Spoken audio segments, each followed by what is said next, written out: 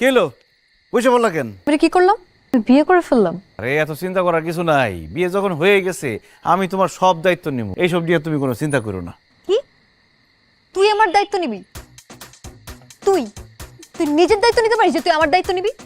আর তোকে কে বলছে যে আমি তোর সাথে থাকবো, তোর সাথে সংসার করবো? আরে স্বামী স্ত্রী তো সংসার করে, আমি তোমার স্বামী, আমি তোমার সাথে সংসার করুম না? আর আমি তো দায়িত্ব নিব। শোনো, কালকে সকালে আমার ইন্টারভিউ আছে, ইন্টারভিউ দেওয়ার পরে চাকরিটা পাওয়া গেলে চিন্তা শেষ। থাপ্পড় দিয়ে তোর দাঁত ফেলে দিব, তোর সংসার করার স্বাদ মিটাই দিব। ফাজিল কোথাকার। পুলিশকে দেখে তো ইচ্ছা করে এটা করছিস, তাই না? সত্যি কথা বলতে কি, আমি এটা ইচ্ছা করে করছি। তোমার দেখার পর আমার মনে ধরে গেছে, তাই চিন্তা করলাম বিয়েটা করে হওয়ার সুযোগ ধন পাইছি। এত মানুষ থাকতে তোর আমাকেই চোখে পড়লো? আরে তোমার বয়ফ্রেন্ড তো একটা বাটপার, সে তো হাতে নাতে ধরা পড়ে গেছে। আশা করে তোর লাভ নাই।